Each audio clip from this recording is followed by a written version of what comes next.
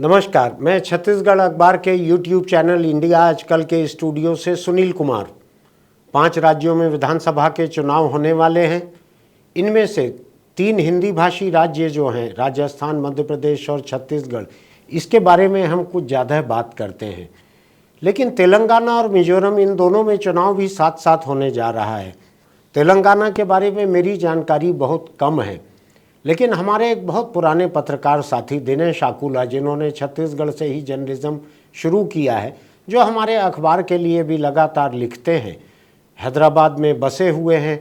आंध्र हैदराबाद के बहुत से बड़े बड़े टीवी समाचार चैनलों के मुखिया रहे हुए हैं और देश में उन्होंने स्टार न्यूज़ के समय से, एबीपी न्यूज़ पहले स्टार न्यूज़ था, उस समय से उन्होंने उसके लिए रिपोर्टिंग की हुई है। दिनेश रायपुर आते रहते हैं, हमारे मित्र हैं, बहुत समझदार पत्रकार हैं, वहाँ हैदराबाद में बसे हुए। इसलिए आज हमने उनको यहाँ आमंत्रित किया है कि तेलंगाना की चुनावी संभावनाओं पे थोड़ी सी चर्चा करें। दिनेश, आपका स्वागत है कार्यक्रम में। दिनेश, आप हैदराबाद में रहकर तेलंगाना और आंध्र दोनों को करीब से देखते हैं। आज हम तेलंगाना की चुनावी संभावनाओं पे थोड़ा चर्चा करें कि क्या वहाँ पे चुनावी माहौल आपको दिख रहा है। और थोड़ा सा मैं आपको बतला दूँ कि यहाँ के लोग जो हैं, हालांकि तेलंगाना लगा हुआ है, लेकिन थोड़ा कम जानते हैं तेलंगाना के बारे में। खुद मेरी जानकारी, आप जानते हैं, बड़ी सीमित है तेलंगाना के बारे में। तो आप जो भी बताएंगे ये मान कर चलिएगा कि आप एक ऐसे ऑडियंस को बतला रहे हैं जिसकी बुनियादी समझ कुछ कम है तेलंगाना के बारे में। मैं ये ज़रूर बतला दूँ, 2014 में ये नया राज्य बना। पहले आंध्र प्रदेश था, उससे अलग होकर ये 2 राज्य बने, एक आंध्र, एक तेलंगाना। और छत्तीसगढ़ से ही राज्यपाल जो छत्तीसगढ़ के थे, ईएमएस नरसिम्हन, इनको वहाँ पर राज्यपाल बनाकर भेजा गया था ताकि ये शांति से दोनों का बंटवारा करवा सकें। और मेरे ख्याल से नरसिम्हन ने ही ये बंटवारा करवाया था वहाँ रहकर। तेलंगाना की जो विधानसभा है, इसमें 119 मुझको विधायक दिख रहे हैं और एक एंग्लो इंडियन कम्युनिटी का नॉमिनेटेड दिख रहा है, जो कुछ समय पहले तक छत्तीसगढ़ में भी था, फिर यहाँ खत्म हो गया। यहाँ 90+1 रहता था, जो 1 रहता था +1, उसको यहाँ वोटिंग राइट नहीं रहता था। वहाँ भी ऐसा ही होगा। तो अब जो 119 बचे हैं, इनमें वहाँ आज पार्टियों की क्या हालत है? सर, आज की डेट पे जब हम चुनाव में जा रहे हैं तो 119 में से 103 जो है वो बीआरएस, जो पहले टीआरएस था, अब भारतीय राष्ट्र समिति हो गया, 103 उनके पास है, जिसके नेता केसीआर के चंद्रशेखर राव, जिनके मुख्यमंत्री जो है, जिनके अंडर में बीआरएस आता है, उनके पास 103 है 119 में से। और जी, अपोजिशन में वर्ड में जितनी स्पेलिंग में जितने लेटर्स हैं, करीब करीब उतना ही अपोजिशन के एमएलए हैं। नहीं सर, उससे भी और ज़्यादा है कि इसमें से 7 जो है वो एमआईएम के हैं, वो भी सपोर्ट कर रहे हैं बीआरएस को। तो टेक्निकली 119 में से 110 जो है वो सरकार के पास है। तो अपोजिशन का स्पेलिंग का एक एक लेटर पकड़ाएं तो कम पड़ेंगे। जी, बिल्कुल बिल्कुल ऐसा। जी, 5 कांग्रेस और 4 बीजेपी के पास ये भी एक साथ तो है नहीं तो इट इज अलग अलग। It is a more divided opposition between 2 of those. Exactly. तो अब ये चुनाव जो होने जा रहा है, इसमें क्या माहौल है इन पार्टियों का? जी, अभी बहुत इंटरेस्टिंग डेवलपमेंट हो रहा है तेलंगाना में कि जो बीआरएस केसीआर जो मुख्यमंत्री हैं, वो 10 साल से हैं। तो एंटी इनकम्बेंसी का तो स्नीक इन हो चुका है बड़े पैमाने पर। अच्छा, एंटी इनकम्बेंसी है। देखिए, मैं तो पीछे लेके जाता हूँ, जब स्टेट बना था, स्टेट बनने के बाद जब चुनाव हुआ तो बहुत ज़्यादा सेंटिमेंट था, क्योंकि आपको पता होगा कि इंडिया में छत्तीसगढ़, झारखंड और उत्तराखंड 3 बन गया, लेकिन इनसे भी ज़्यादा जो डिमांड था वो तेलंगाना और विदर्भ का था। 2 स्टेट। मुझको पृथक तेलंगाना आंदोलन की याद है, जिसमें सैकड़ों लोग शहीद हुए थे, सैकड़ों लोग शहीद हुए थे। ये छत्तीसगढ़ जो है, ये तो एक कौवा मरे बिना भी बन गया राज्य है। जी, मैं तो था उस समय, मुझे पता नहीं था कि कब बन गया स्टेट। तो सर, इसमें जब जो सेंटिमेंट्स बहुत पीक पे था, उस समय भी बीआरएस जो है, जो टीआरएस जब था, उसने मुश्किल से 60 सीट को टच कर पाया 119 में से। अच्छा, ओनली 60। अच्छा। और उसके बाद जब चुनाव हुआ तो उन्होंने वो समझ गया था कि अब सेंटिमेंट काम नहीं कर रहा। तेलंगाना का सेंटिमेंट तो आप तो निकल हो गया, क्योंकि आपके जो ऑपोजिशन भी तेलंगाना वाले हैं, वो बाहर वाले नहीं है। तो इनिशियली लोगों को लगा कि सिर्फ टीआरएस ही तेलंगाना वाले हैं, तो पता चला कांग्रेस भी तेलंगाना वाला है, बीजेपी भी तेलंगाना वाला है, एमआईएम भी तेलंगाना वाला है। तो उसने क्या किया, उन्होंने फ्रीबीज का जो कॉन्सेप्ट अभी चल रहा है वो उन्होंने बहुत अच्छी तरह से उन्होंने स्टार्ट किया। अच्छा, फार्मर्स को जमीन पर पैसा दे रहे थे, और फिर मवेशी आपके पास है तो आपको पैसा मिल रहा था, फिर आपके पास पेंशन स्कीम्स को दे रहे थे। ये हम केसीआर की बात गवर्नमेंट की बात कर रहा हूँ। जब सेकेंड टर्म इलेक्शन हुआ 14 के पास, जो 19 में जब इलेक्शन हुआ था, उस समय जब 18-19 में जो इलेक्शन होता उस समय, तो वो उनको बहुत हेल्प किया और एक ही झटके में 88 सीट्स वो जीत पाए। तो आप ये देखिए, जब सेंटिमेंट था पीक में तेलंगाना सेंटिमेंट, तो उसमें 65 भी वो टच नहीं कर पाए, उससे और पार कर गए। अभी 88 आ गए। 88 आने के बाद उस समय उन्होंने क्या किया, तो देखा कि कांग्रेस वीक हो गया, टीडीपी जो था वो बिखर के डिवाइड हो गया, वो आंध्रा चले गए थे, तो वहां से पोचिंग शुरू कर दी। अच्छा। पोचिंग करते करते 103 पे पहुंच गए वो। अच्छा, तो 88 तो उनका 88 से 103 पे आ गए जी। तो 103 अब उनके पास है। अब ये हो गया कि करीब करीब अजीत जोगी ने जो यहाँ बीजेपी के एमएलए को खरीद के 13 लोगों को बढ़ाया था जी, ये करीब करीब वैसा ही बिल्कुल, है। बिल्कुल। इन्होंने किस्तों में किया उन्होंने। अच्छा, तो उन्होंने एक फेज वाइज में किया तो 103 पे आ गया और कंप्लीटली डेमोलिश कर दिया उन्होंने अपोजिशन है ही नहीं। हाँ। और इतना डेमोलिशन हुआ कि जो सीएम है वो पिछले 10 साल में एक बार गए होंगे सेक्रेटरीट। वो पूरा का पूरा जो उनका कैंपेन चलता है उनके घर से चलता है। ऐसा? हाँ। तो अभी आपको पता होगा बहुत बड़े सैकड़ों करोड़ में उन्होंने एक सेक्रेटरीट बनाया। हाँ। उसके इनॉग्रेशन में गए। तो कुल मिला के 2 या 3 बार गए होंगे 10 साल में सचिवालय। तो इतना, मतलब मेरे कहने का मतलब कमांडिंग। लेकिन दिनेश ये बतलाइए, आप केसीआर को इतना मजबूत बतला रहे हैं वहां पे आज नंबर्स में असेंबली के भीतर जी, तो राहुल गांधी किस बुनियाद पे इतना बात बोल रहे हैं कि हम तेलंगाना जीत रहे हैं और तेलंगाना में बहुत मजबूत है? ये कौन सा जादू उनके पास में है जो जीत जाएंगे तेलंगाना? सर जादू नहीं, क्या हुआ कि अचानक 10 साल का एंटी इनकम्बेंसी बहुत जोरदार से स्नीक हुआ अंडर ग्राउंड लेवल पे। और पीपल लाइक केसीआर। हाँ। जैसे मोदी जी को पसंद करते हैं। हाँ। नेशनल लेवल पे हम जब सर्वे करते हैं तो पता चलता है बीजेपी का जो ग्राफ गिर रहा है लेकिन मोदी जी का ग्राफ, तो वैसे केसीआर का ग्राफ एक तेलंगाना लीडर जिन्होंने तेलंगाना लेके आया, इतने लोगों ने कोशिश किया लेकिन the person who brought Telangana was KCR. वो तो हिस्ट्री में चले गए। पर्सनल चरिश्मा है वो। जब बोलते हैं, जब नरेशन देते हैं, जब स्पीच देते हैं तो बहुत ही अट्रैक्टिव रहता है। लेकिन उनके एमएलए से लोग बहुत नाराज हैं, जैसे हर जगह होता है। और 10 साल का एंटी इनकम्बेंसी। लेकिन तो लोग जो है, आप जब हम ग्राउंड में लोग अपनी टीम भेजते हैं देखने के लिए क्या है, तो बहुत जगह पे इट्स कांग्रेस ऐसा जी।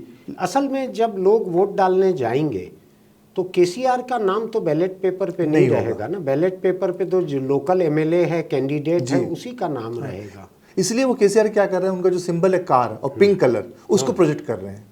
अच्छा, स्ट्रैटेजिकली प्रोजेक्ट कर रहे हैं। हाँ। और इस चुनाव में जो आप देखेंगे, एक बहुत इंटरेस्टिंग डेवलपमेंट ये है कि क्यों कांग्रेस का हवा इतना जोरदार है। और बीआरएस भी इसलिए मान रहा है कि सितंबर में, एक महीना पहले जो था, कांग्रेस ने सामने आकर कहा कि हम पला काम करेंगे। उन्होंने 10 पॉइंट्स गिना दिए कि हम यदि पावर में आएंगे। This is not a manifesto, लेकिन a follow up to the manifesto. अच्छा, run up to the manifesto कह सकते हैं। अच्छा। कि ये हमारा मैनिफेस्टो हो सकता है। उन्होंने ये कर्टेन रेजर टू मैनिफेस्टो। जी बिल्कुल। जैसे तेलंगाना में एक बहुत फेमस एक स्कीम है, रायतू बंधु, जो फार्मर्स को पैसा देता है 10,000 रुपए आपका साल में। आप यदि एक एकड़ जमीन है तो आप 10,000 रुपए मिल जाएगा। तो उसको इन्होंने कहा कि हम 12,000 देंगे कांग्रेस ने। अच्छा, ठीक है। तो वैसे पेंशन स्कीम है, उसमें से 500 रुपए बढ़ा के देंगे। महिलाओं का जो स्कीम है उसमें से 500 रुपए बढ़ा के देंगे। अच्छा। गैस सिलेंडर जो है वो हम आपको 300 या 400 रुपए में देंगे। आप कांग्रेस 500 बोल रही है तो हम 400 में दे देंगे। कांग्रेस ने 500 कहा। तो ये जब कांग्रेस सितंबर में दिया, तो अब जो मैनिफेस्टो इन्होंने रिलीज किया, बहुत इंटरेस्टिंग मैनिफेस्टो ये है कि जैसे कांग्रेस ने कहा कि हम 500 में देंगे, तो ये कहा कि हम आपको 400 में देंगे। कांग्रेस ने कहा कि हम 10,000 से बढ़ा के 12,000 रायतु बंधु करेंगे, तो ये बोल रहे हैं कि फेज मैनर में हम उसको 15,000 कर देंगे। सब में उनसे आगे ऑफर कर दिया केसीआर जी। अब कांग्रेस के जो पीसीसी प्रेसिडेंट है रेवंत रेड्डी, वो चिल्ला रहे कि हमारा चुरा लिया मैनिफेस्टो। इनका क्या है, ये कांग्रेस के जो पीसीसी प्रेसिडेंट है, इनका कांग्रेस पार्टी में लंबा इतिहास नहीं है। नहीं सर, ये बेसिकली टीडीपी से आए हुए हैं। और जिंदगी भर उन्होंने कांग्रेस प्रेसिडेंट को सबके खिलाफ बात करके आए हुए हैं। इसलिए जब इनको लाया गया है हाँ। तो काफी आक्रोश और काफी ऑपोजिशन था। कब लेके आए इनको? इनको अभी कुछ 7-8 साल हुए हैं लाके। 7-8 साल? 7-8 साल जी, यानी जी। एक चुनाव निपट चुका है। नहीं, 7-8 साल भी नहीं हुआ होगा, कुछ मुझे याद नहीं आ रहा है, ठीक। लेकिन बहुत ही कम समय में, ठीक। कम समय में तो उनको। अभी भी पार्टी के पुराने लोगों के बीच इस नए आए हुए प्रेसिडेंट के खिलाफ नाराजगी है? सर 1 साल पहले तक तो खुल के बोलते थे, अच्छा। प्रेस कॉन्फ्रेंस में सब जगह खुल के बोलते थे, और हर दूसरे दिन पत्र भेजते थे एआईसीसी में कि ये कल का आया हुआ कल का लड़का आया हमको सिखा रहा है। हमको क्यों बोल रहा है। तो काफी इंटेंस फैक्शनल डिस्प्यूट है पार्टी में। अच्छा। अभी भी है। हाँ। अब जब चुनाव चल रहा है अभी भी आप देख सकते हैं कि पीसीसी प्रेसिडेंट यहाँ बैठे हैं, तो जो पुराने पीसीसी प्रेसिडेंट है या पुराने जो दिग्गज नेता है, हाँ। वो अपना कैंपेन कर रहे हैं, जिससे पीसीसी प्रेसिडेंट का मतलब ही नहीं है। अच्छा। बुलाते भी नहीं है। अच्छा। तो एक you mean to say Congress is a divided party? Intense factionally divided. ऐसा? जी। तो जो अभी जो माहौल है तेलंगाना में, इससे अच्छा माहौल, इससे अच्छा फेवरेबल कंडीशंस कांग्रेस को नहीं मिल सकता बैटिंग करने के लिए। ऐसा? लेकिन अब प्रॉब्लम क्या हुआ कि बीआरएस ने 1 महीना पहले ही अपने 119 में से 115 लोगों का नाम अनाउंस कर दिया, ऐसा? मैनिफेस्टो अनाउंस कर दिया। तो उनके प्लेस, ये मैं क्रिकेट टर्म्स में समझाऊं क्योंकि आजकल क्रिकेट का वर्ल्ड कप चल रहा है, तो ग्राउंड तैयार है, ऑडियंस आ गया है। हाँ। बीआरएस की टीम के 11 के 11 खिलाड़ी पैड सब पहन के ग्राउंड में फील्डिंग में है। दूसरी टीम में भी सिलेक्शन ही नहीं हो दूसरी रहा है। टीम का एक भी बंदा ग्राउंड में नहीं पहुंचा, यूनिफॉर्म डिसाइड नहीं हुआ नहीं है। हुआ। हाँ। तो और जबकि ऑडियंस जो है वो सब, जैसे आपने इंडिया पाकिस्तान का किसी ने मुझको ये कहा कि केसीआर ने अपने जितने कैंडिडेट्स हैं उनको कई करोड़ रुपया एक एक कैंडिडेट को पहुंचा भी दिया है। जी, ये खबर हमारे पास भी है कि उनका जो एक्सपेंसेस है, जो भी एक्सपेंसेस होगा, वो पहले से पूरा प्लान वे में स्ट्रैटेजिकली प्लान हो गया है। बीआरएस का मैनिफेस्टो भी आ गया, काम तो ग्राउंड में बीआरएस का चल रहा है बहुत जोर से, क्योंकि उनको पता है कि the game is not easy. आप थोड़ा कुछ करोड़ बोलने में हिचकते लग रहे हैं मुझे। नहीं, मतलब फिगर हमारे पास ऑफिशियल नहीं है।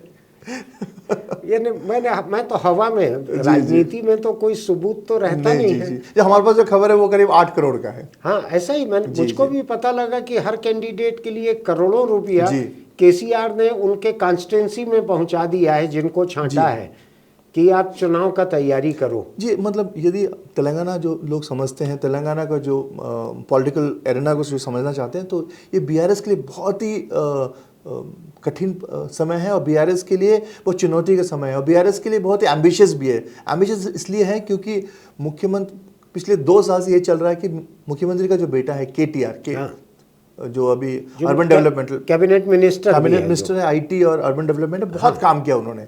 उनका नाम बहुत ही ब्रांड वैल्यू है उनका, ऐसा बहुत ही अच्छा उन्होंने काम किया। यानी बेटा बाप से बढ़ के किस्म का है काम में। जी, मतलब जब आईटी की बात करें, आईटी सेक्टर्स की बात कर रहे हैं, जितने भी हम इन्वेस्टमेंट्स लेके आते हैं उनका बेटा ही करता है। लंदन जाता है, यूएस से जाता है, डावोस में बैठा रहता है टीम के साथ, और बहुत अच्छा।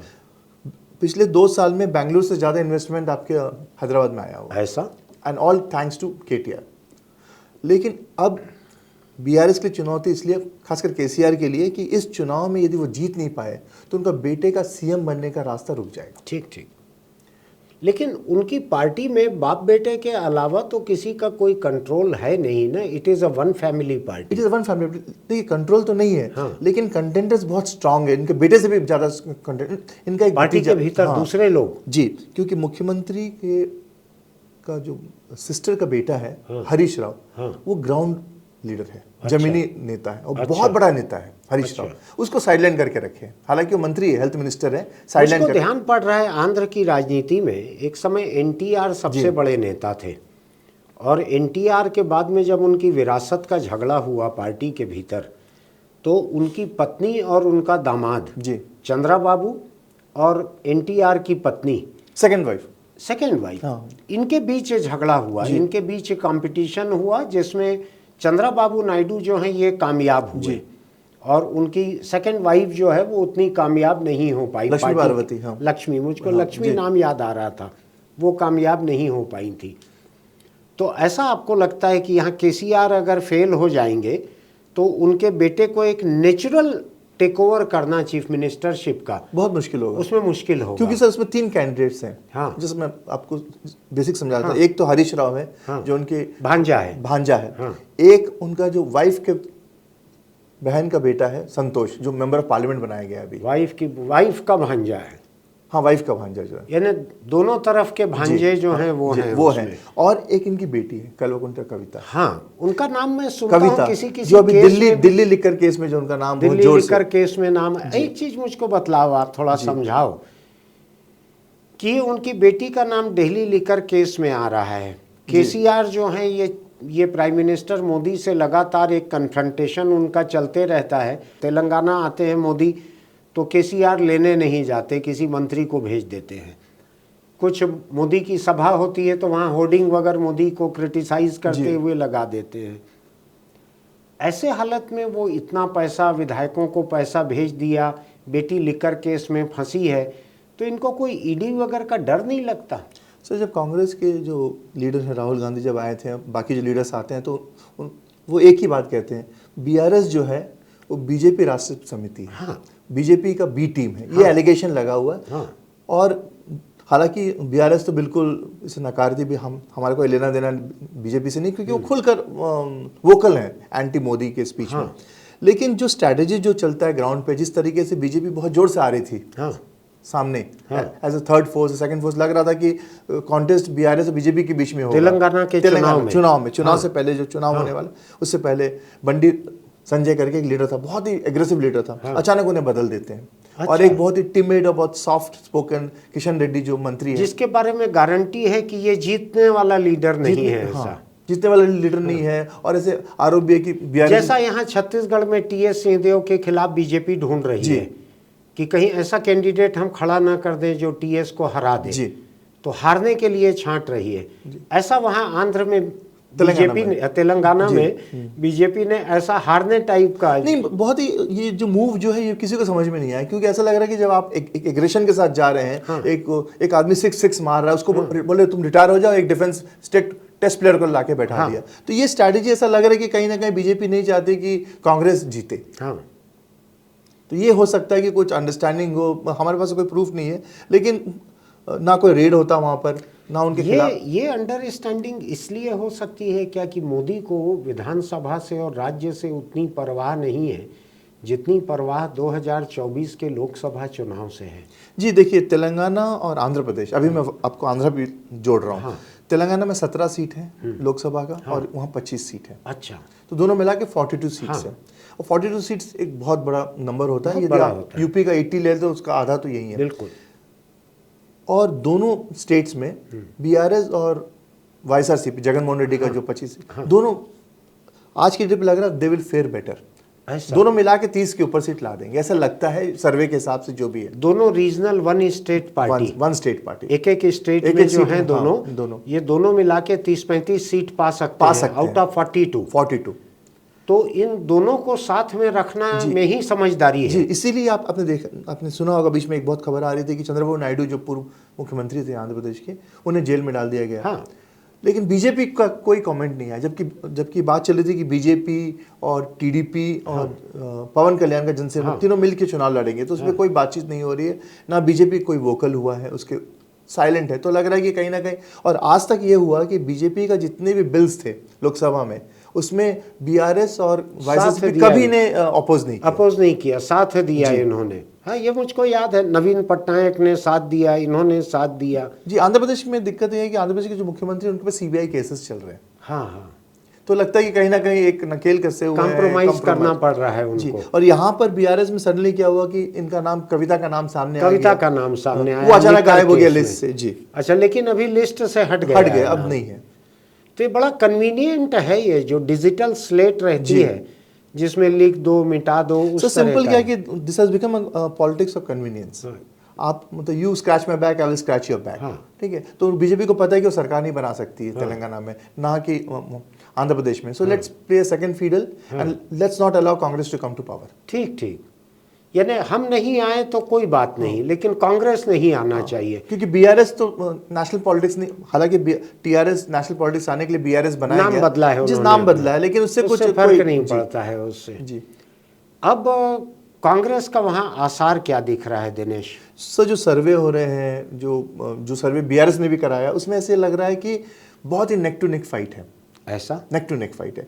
कांग्रेस नेक टू नेक किन नेक के बीच में? बीआरएस और कांग्रेस के बीच में ऐसा नेक टू नेक फाइट है। बीजेपी इसमें बीजेपी इन दोनों सर 119 में से सिंगल डिजिट में रह जाएगी बीजेपी, ऐसा अभी तक का जो सर्वे आ रहा है। अच्छा, उनके पास 20 से ज्यादा लोग ही नहीं है कॉन्टेस्ट कराने के लिए।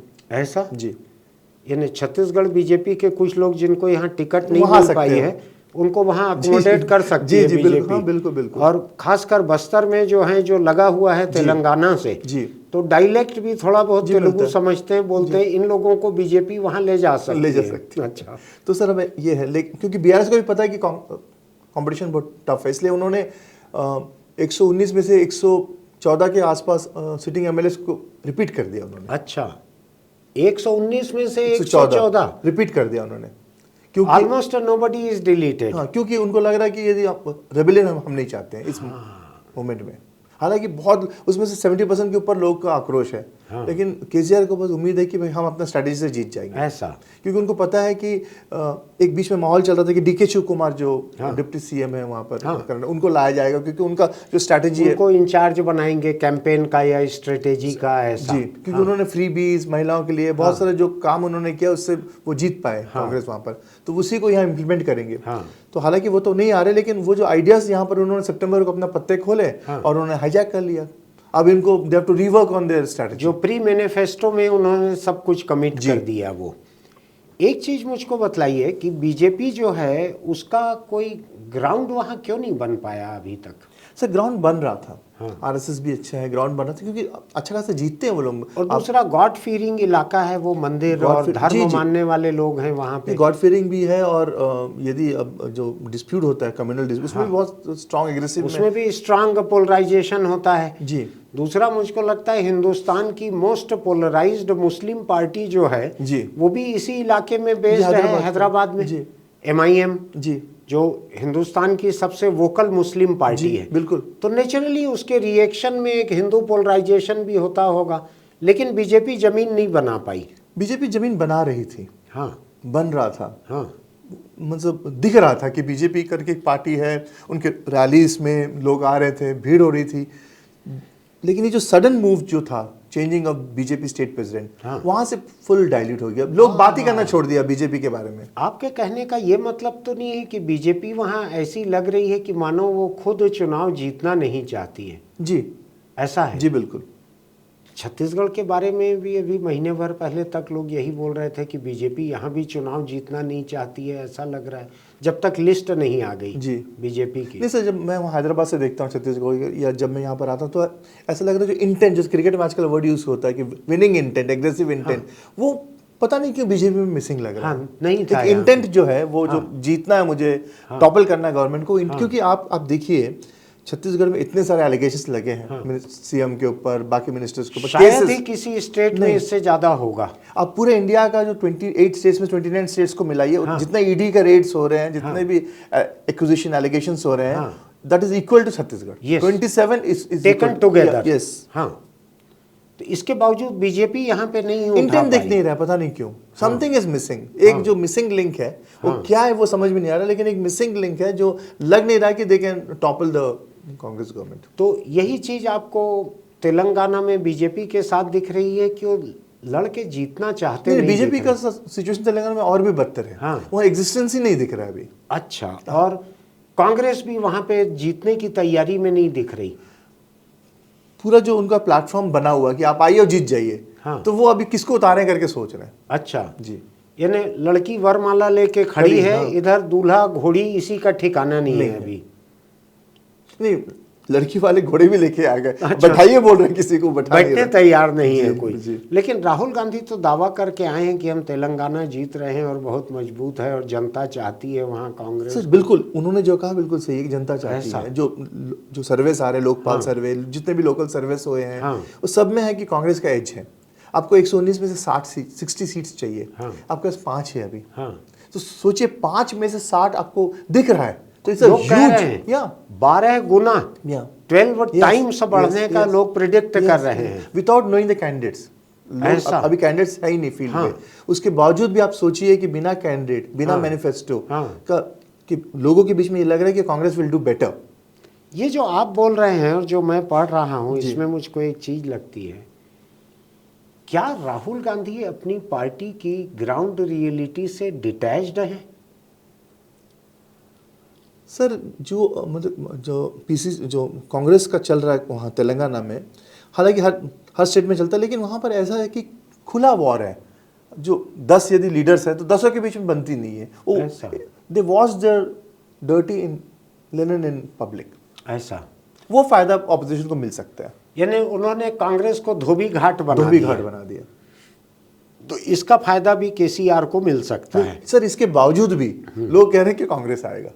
तो आप सोचिए कि कितना माहौल बना के लोगों ने रखा हुआ है। क्या लगता है दिनेश आपको, ये किसी तरह का परसेप्शन मैनेजमेंट है क्या कांग्रेस के फेवर में?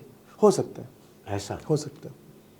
और स्टेट में भी ऐसा हो सकता है परसेप्शन मैनेजमेंट? बिल्कुल बिल्कुल एक नया ट्रेंड है। मैं तेलंगाना की बात पूरी हो गई हमारी आपकी। मैं एक दूसरी बात समझना चाह रहा हूँ। मध्य प्रदेश में कहा जा रहा है कि कांग्रेस आ रही है। छत्तीसगढ़ में लोग कह रहे हैं कि पूरे 5 स्टेट में सबसे ज़्यादा संभावना है तो छत्तीसगढ़ में है। जो आप केसीआर के बारे में बोल रहे हैं वहाँ पर तेलंगाना में, उससे मुझको याद पड़ता है कि छत्तीसगढ़ में लोग कहते हैं कि सरकार से लोग नाराज नहीं है लेकिन विधायकों से नाराज हैं। ऐसा यहाँ भी कहते हैं। क्या ये सब कुछ जो है ये परसेप्शन मैनेजमेंट भी हो सकता है? परसेप्शन मैनेजमेंट हो गया। दूसरा एक है कि नैरेशन, एक नैरेशन सेट हो रहा है। हाँ, बिल्कुल एक पॉइंटेड नैरेशन सेट हो रहा है कि लोग सीएम से नाराज नहीं है, विधायकों से नाराज है। यहाँ पे ये पार्टी जीत रही है, यहाँ ये पार्टी हार रही है। ये क्या सर्वे मैनिपुलेट करके होता है कि मीडिया मैनिपुलेट करके होता है? सर ये कलेक्टिव गेम प्लान है। ऐसा कलेक्टिव, देखिए सर्वे मैनिपुलेट हो रहा होगा, मीडिया के पास आ रहा होगा, मीडिया मैनिपुलेट नहीं हो रहा तो सर्वे वो दिखाएंगे नहीं। तो it's a chain reaction. Completely जो डॉट्स है पूरे डॉट्स कनेक्ट करके एक सर्कल बना के कॉम्प्रिहेंसिव गेम प्लान के साथ एक नैरेशन सेट किया जा रहा है। क्योंकि अभी का जो माहौल है उसमें नैरेशन बेस्ड है। आप एक नैरेटिव कीजिए कि भाई जैसे फॉर एग्जांपल मणिपुर चल रहा था तो सडनली गाजा आ गया तो नैरेशन पूरा चेंज हो गया। कोई बात ही नहीं कर रहा मणिपुर में लोग मर रहे हैं, मणिपुर में सिचुएशन ठीक नहीं, इंडिया के अंदर है और हम बैठ के डिस्कस करते हैं इजराइल अटैक हुआ है, गाजा हमास पूरे देश में अदानी पे अटैक चल रहा था और अचानक महुआ मोइत्रा का आ गया। तो अब अडानी जो है वो मासूम बच्चे जैसा दिखने लगा है और महुआ मोइत्रा जो है वो ललिता पवार जैसी वैम्प लगने लगी है अचानक। आपने देखा होगा कि कितने ट्रोलिंग फोटोग्राफ्स उनके स्मोक करते हुए किसी वाइन की ग्लास पकड़े हुए के साथ वो तो उनका पर्सनल है, फिर भी उसको इस तरीके से। So the war is being fought on digital platform. मैं आपको एक छोटा सा एग्जांपल दूंगा। मुझे छत्तीसगढ़ के बारे में पता नहीं है, मैं हैदराबाद तेलंगाना के बारे में बता सकता हूँ कि amount of money which being pumped in digital platform has become 100 times more than which I observed in last elections. क्योंकि मेरा भी वहाँ डिजिटल प्लेटफॉर्म है। I am surprise the way they come and they negotiate. Television से लोग कम करके पूरा का पूरा शिफ्ट कर दिया डिजिटल में। तो आप जो अभी बड़ी सी जीप कंपास गाड़ी में वहाँ हैदराबाद से रायपुर आए हो चला के, पुरानी गाड़ी है सर। अच्छा, चुनाव ये इस चुनाव वाला नहीं है। नहीं। इसके बाद अभी बड़ी गाड़ी आना बाकी है। No comments. लेकिन ये बड़ा इंटरेस्टिंग है कि डिजिटल प्लेटफॉर्म्स जो हैं इनको ज़्यादा इफेक्टिव माना जा रहा है, इस पे खर्च किया जा रहा है। सर मैं आपको एक एग्जांपल दूंगा। ये एग्जांपल सुने नहीं है, इट्स हैपेंड विथ मी। मैं आपको नंबर्स कोट नहीं करूंगा, मैं जस्ट एक फिगर आपको बताऊं कि मेरे पास मेरा जो चैनल में एक I give a platform to opposition, BJP, Congress, BJP, मैं रूलिंग पार्टी को नहीं देता हूँ ताकि एक प्लेटफॉर्म मिले। तो and is doing well in terms of numbers और व्यूज, जो भी अच्छा करे। तो मेरे पास रूलिंग पार्टी से फोन आता है कि आपको हम नेगोशिएट करना चाहते हैं कि आप हमारा भी फेवरेबल डालिए। तो it can be paid campaign जो भी है। तो मैंने बोला कि मेरा जो कैरेक्टर है चैनल को खराब हो जाएगा। तो सोचिए उन्होंने मुझे 100 रुपया उन्होंने बोला कि 100 रुपया मैं आपको दूंगा ये करने के लिए। they are ready to offer me 1,000 rupees not to play the opposition. See the जो चेंज ऑफ गेम, ये एक केविएट लगा के जो सुप्रीम कोर्ट में वकीलों को रिटेन कर लेते हैं कि आप मेरे सामने वाले का केस मत लड़ना, ऐसा आपको रिटेन कर रहे हैं लोग। नहीं, मुझे नहीं किया उन्होंने। मैं बता रहा कि this is the game plan. हाँ, वो कोशिश कर रहे थे कि आपको अवेलेबल ना होने दें दूसरे लोगों को। नहीं, मेरे कहने का मतलब है कि मैं एक छोटा प्लेयर हूँ, हाँ। तो मेरे जैसे थाउजेंड्स ऑफ प्लेयर्स हैं वहाँ पर, हाँ। क्योंकि बहुत बड़ा मार्केट है डिजिटल का। हाँ। तो सोचिए आप कि कितना बड़ा गेम चल रहा है। हमारे जो दर्शक देख रहे हैं इस चर्चा को, इनमें जो नेता हैं, पॉलिटिकल पार्टी के लोग हैं जो चुनाव अभियान तय करते हैं, मैं उनको इस बात को ध्यान से सुनने के लिए कहना चाहूँगा कि डिजिटल प्लेटफॉर्म जो है, पिछले चुनाव से इस चुनाव तक दिनेश का कहना है उस पर खर्च राजनीतिक दलों का चुनाव का 100 गुना बढ़ गया है। आप याद रखिएगा हमको भी अपना खर्च तय करते हुए। क्यों नहीं, क्योंकि सर देखिए, जैसे हम दोनों बैठे हैं, हम दोनों के पास क्या, आपके पास लैपटॉप है, मेरे पास मोबाइल है। It means I have an access, direct access to the digital platform. TV का एक्सेस नहीं है मेरे पास। टीवी जो है, टेलीविजन जो है, वो अब गेम खेलना खत्म हो गया उनका। ऐसा मैं तो टेलीविजन में था इतने साल, उनकी एज खत्म हो गई है। नॉट ओनली टेलीविजन, न्यूज़पेपर का भी, क्योंकि न्यूज़पेपर के साथ दिक्कत क्या है कि इट कैन प्रिंट वंस। आप तो न्यूज़पेपर चलाते हैं, आपने छाप दिया दोपहर का अखबार, उसके बाद आप नहीं छाप सकते उसको कल तक। लेकिन आपकी जो डेली छत्तीसगढ़ की वेबसाइट है, उसको every minute, every second, mini second आप कर सकते हैं। और मैं सर, जब मैं हैदराबाद में, जब बीच में एक दिन सर्वे करने के लिए मैं मेट्रो में ट्रैवल कर रहा था, तो मैंने देखा कि most of the people they only see mobile news हो, ये इन्फोग्राफिक्स हो, डिजिटल। अभी दिनेश, हम लोग यूट्यूब एनालिटिक्स जब देखते हैं अपने चैनल का, और ये 4 महीना 5 महीना से ही शुरू हुआ है, तो हमको दिखता है 97-98% लोग इसको मोबाइल पर देख रहे हैं। बिल्कुल। 1% लोग या उससे कम लैपटॉप पे देखते हैं, 1% 2% टीवी पे देखते हैं, तो मैक्सिमम लोग इसको मोबाइल पर देख रहे हैं। सर जैसे सर आप सुबह सो के उठे हैं, you are on your bed, you can't get the TV या पेपर, नहीं, आप मोबाइल उठाए, ऐसा हाथ घुमाए, मोबाइल देखे, आपने वेबसाइट देखा या यूट्यूब देखा, हो गया आपका। सो इसलिए पूरा मैं जैसे बरामदे में बैठता हूँ तो मैं अपना मोबाइल देख लेता हूँ, लेकिन मैं टीवी देखते हुए नहीं बैठता, खुली हवा मुझको मिलती है। All regards to you and your work. मैं आपको बताना चाहता हूँ कि मैं जब पहले दैनिक छत्तीसगढ़ देखता था टाइप करके, मैं नहीं देखता, मैं इंडिया आजकल जाके देखता हूँ, क्योंकि मुझे उसमें विजुअल्स मिलता है, मुझे उसमें नरेशन मिलता है, मुझे उसमें डायलॉग्स मिलता है।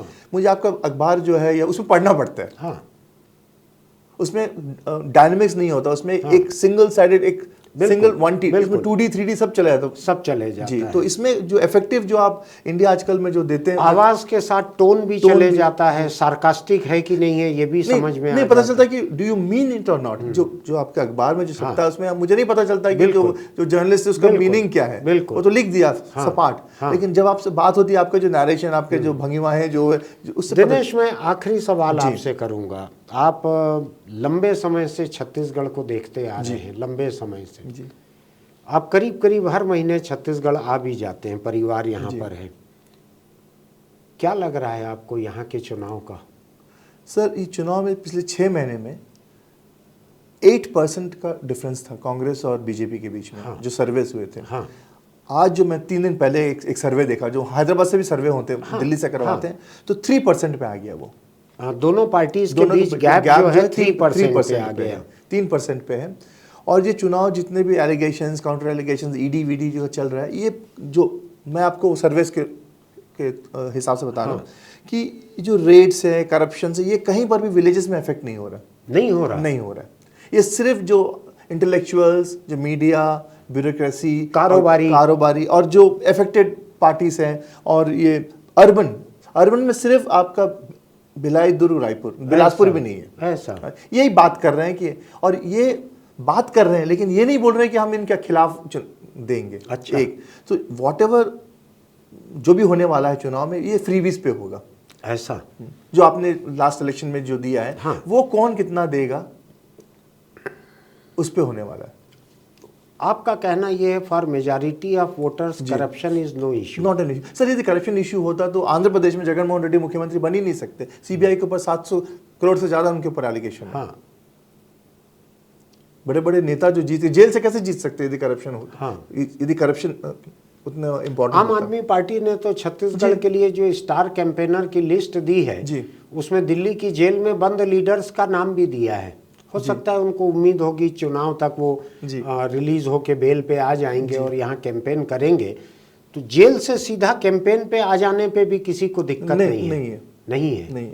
सर असेंबली में क्या होता है कि जो लोग जो वोट, क्योंकि कितने साल से मैं कवर कर रहा हूँ असेंबली, 28 स्टेट्स में 22 स्टेट्स कवर किया हूँ, मैंने देखा कि लोग ये देखते मुझे क्या, हाँ, सेल्फिश वोटिंग पैटर्न चलता इतना है। सेल्फ सेंटर्ड हो गया है इंडियन असेंबली वोटर असेंबली में। जबकि लोकसभा में वो पाकिस्तान तक चले जाते हैं। अच्छा, हाँ।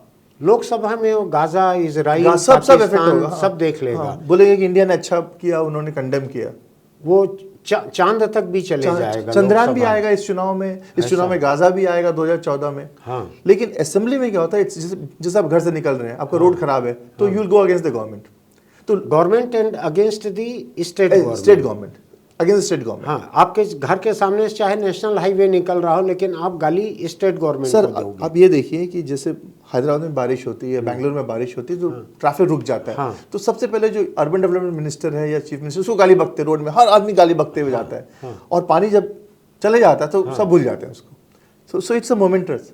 जिस समय चुनाव देने जाते तो हैं बारिश हुई। छत्तीसगढ़ चुनाव पे जो लेटेस्ट सर्वे आपने देखा है, उसके मुताबिक बीजेपी और कांग्रेस के बीच वोट का जो गैप है, जो 3% पिछले चुनाव में 10% था, जी 10, जी, वो घटकर 3% रह गया है। 3%। लेकिन एक दूसरी चीज और भी है जी। 2013 का जो छत्तीसगढ़ का चुनाव था, उसमें 0.75% यानी 0.5% का गैप था, और उतने में कांग्रेस और बीजेपी के बीच में 10 सीट का गैप हो गया था। 0.5% वोट में 10% का गैप। सर इसलिए क्योंकि कहीं पर कोई 500 वोट से जीतता है, कोई 200 वोट से। जी, यानी मैं ये कह रहा हूँ कि 3% जो है ये बहुत ज़्यादा भी हो सकता है, बहुत कम भी हो सकता है। जी सर, लोग कह रहे हैं, जितने इंटेलेक्चुअल से मैं बात करता हूँ, दिल्ली में भी बात करता हूँ, लोग कह रहे हैं कि हालांकि कांग्रेस को फेवर कर रहे हैं, जो भी पार्टी जीतेगा वो टच एंड गो होगा। जैसे सोचिए 90 में से आपको 45 सीट्स चाहिए, हाँ। तो 48-50 सीट्स टच एंड गो रहेगा। ऐसा। लेकिन मुझे नहीं लगता, मुझे लगता है कि it will be more than 55 जो भी जीतेगा। More than 55? हाँ, it will be a clean. लेकिन मोर देन 55 जो भी आप बोल दे रहे हो, तो it is a huge gap. One party 55 and other party 55। नहीं, मतलब मैं नाम लेना नहीं चाहता, क्योंकि इट्स स्पेकुलेटिव। अच्छा। स्पेकुलेटिव, इसलिए मैं मतलब I am not an astrologer कि जीतेगा वो जीतेगा। नहीं, वैसे भी हमारे चैनल को कोई पार्टी से कोई पैसा नहीं मिला, इसलिए हमारी दिलचस्पी भी नहीं है कि आप इसका नाम लो या उसका नाम। क्योंकि सर लोग कहते हैं कि एकदम टच एंड गो रहेगा, मुझे नहीं लगता टच एंड गो रहेगा। मुझे लगा कि एक कंफर्टेबल, मेरा एक्सपीरियंस कहता है। जो पिछले चुनाव में कांग्रेस ने क्लेम किया था कि हमको 55 सीट मिलेगा, हालांकि ऊपर वाले ने उनका छत का कंक्रीट तोड़ के और पूरा का पूरा फेंक दिया था, सीट घर भर गया था। हाँ, तो इस बार उन्होंने जो 55 बोला था, हो सकता है कि इस बार भी उतना हो सके। ऐसा। चलिए ठीक है दिनेश, तो आपसे चुनाव तक हम बात करते रहेंगे, तेलंगाना के बारे में भी, छत्तीसगढ़ के बारे में भी।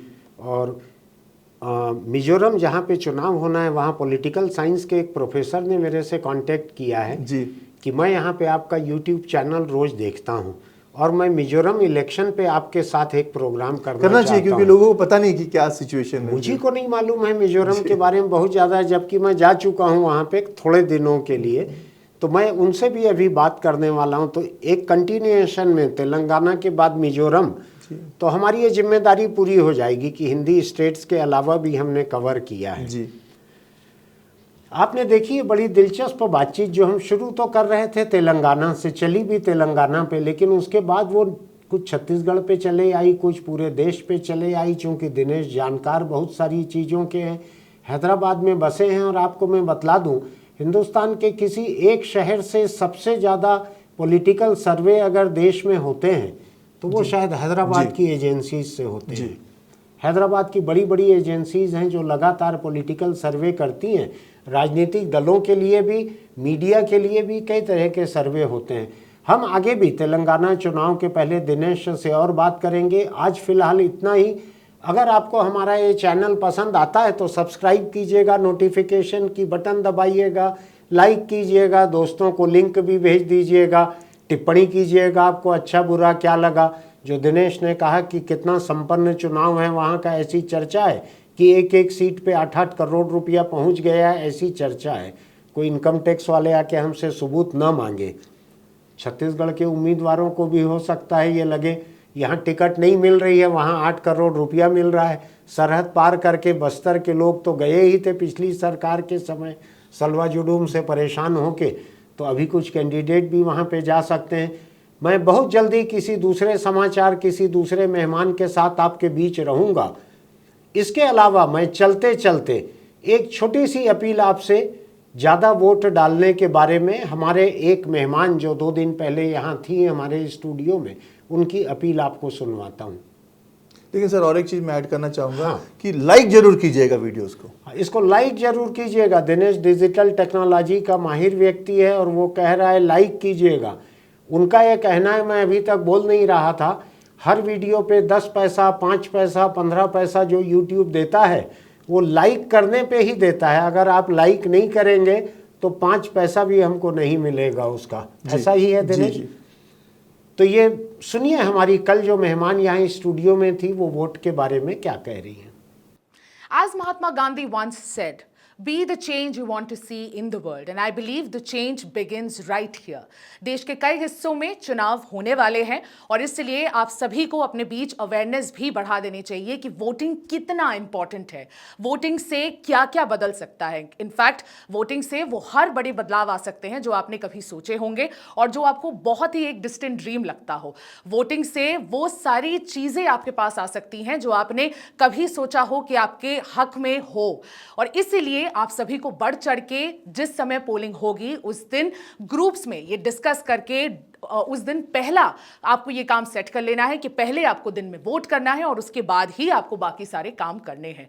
बढ़ चढ़ के वोट करें, ज्यादा से ज्यादा संख्या में बाहर आए और देश के इस पॉलिटिकल लैंडस्केप में बदलने में अपना पूरा किरदार निभाएं। इनफैक्ट ये एक ऐसा हक है जिस पे आपको जीएसटी भी नहीं देना पड़ेगा।